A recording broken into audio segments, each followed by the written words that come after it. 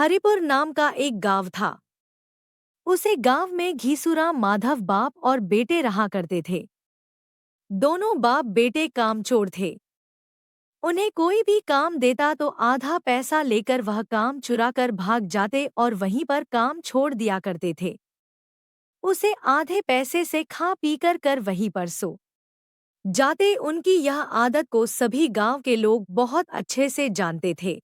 माधव की बहू आएगी तो वह हमें खिलाएंगे पिलाएंगी और हमें भी कुछ काम नहीं करना पड़ेगा। यही सोचकर घीसूराम ने अपने बेटे का विवाह कर लिया। बेचारी गरीब भोली भाली लड़की उनके जीवन में माधव की पत्नी बनकर आई। माधव की पत्नी का नाम बुदिया था।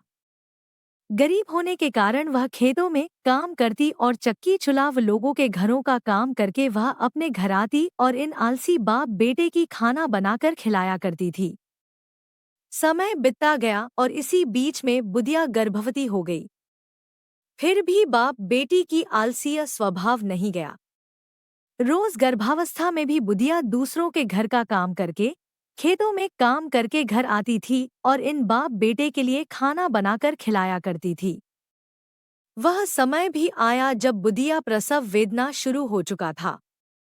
प्रसव वेदना से वह रात्रि में अपने घर के अंदर अपनी टूटी खाट पर लेटी तड़प रही थी और बाप बेटे घर के बाहर बैठकर अलावा सेक रहे थे और अलावा से आलू निकाल निकाल कर खा रहे थे और बुदिया अंदर तड़प रही थी।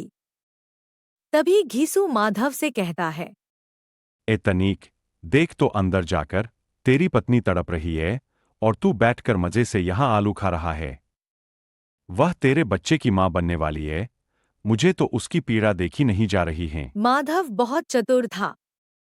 उसे लगा मेरा बापू मुझे बहाने से अंदर जाने के लिए कह रहा है ताकि अकेले ही सारा आलू खुद खा ले और जब मैं यहाँ आऊं तो कुछ ना पाऊं। ऐसा कीजिए ना बापू, आप ही अंदर होकर आए ना। वैसे भी उसका दर्द मुझे देखा नहीं जाएगा। मेरा बेटा मुझसे भी ज्यादा चालाक निकला। वह किसी बहाने मुझे भेज रहा है ताकि वह सारे आलू खा जाए और अपना दर्द भी नहीं बतलाएगी। तो माधव सोचता है मेरा पिता भी कितना चतुर है, अकेली यह आलू को खाने के लिए इस प्रकार के बहाने। बापू, बुदिया से मैं बहुत प्रेम करता हूं ना, इसलिए उसका दर्द उसे देखा नहीं जाएगा, इसलिए मैं अंदर नहीं जाऊंगा। दोनों बाप बेटे इसी प्रकार के बहाने बनाते बनाते पूरे आलू को चट कर गए और वहीं पर सो गए और बेचारी बुदिया प्रसव वेदना से तड़प तड़प के वहीं पर मर गई। जब दोनों सुबह उठ तब घीसू माधव से कहता है, अरे अंदर जाकर तो देख, उसकी आवाज भी नहीं आ रही, कहीं मर तो नहीं गई। हाँ बापू, उसकी आवाज तो आ नहीं रही है, मैं अंदर जाकर देखता हूँ क्या हुआ। बापू, बुदिया तो मर गई। घीसू अंदर आता है और अपने बेटे से कहता है, मर गई बेचारी, इस दुनिया का मोह माया छोड़ दिया, पर अभी इसके लिए कफन की व्यवस्था करनी होगी। कफन के लिए पैसा लगेगा, अब ये कौन देगा? देंगे समाज के ठेकेदार लोग, यही लोग हमें पैसा देंगे। यही सोचकर दोनों बाप बेटे पैसा मांगने सबसे पहले साहूकार के पास गए।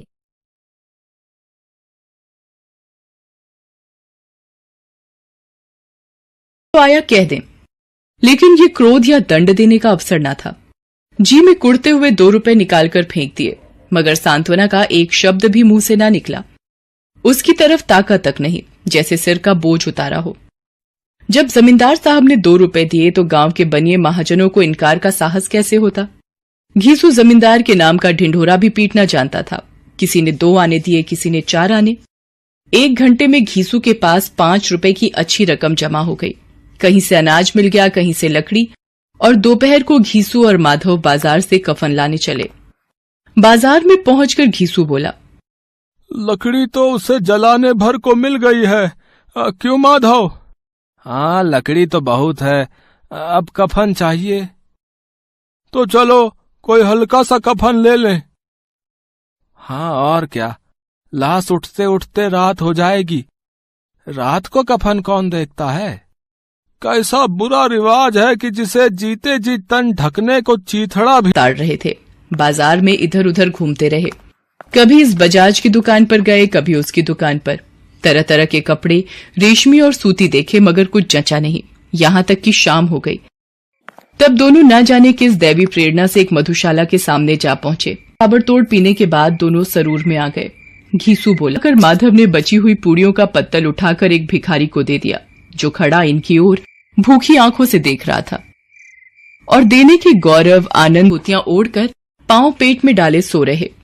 जैसे दो बड़े बड़े अजगर गेंडुलिया मारे वहीं गिर पड़े और उधर गांव में बेचारी बुधिया की लाश का अंतिम संस्कार गांव वालों ने जैसे तैसे कर दिया। शाम को सभी गांव वालों ने बुधिया का अंतिम संस्कार कर दिया और उसे मोक्ष की प्राप्ति हो गई।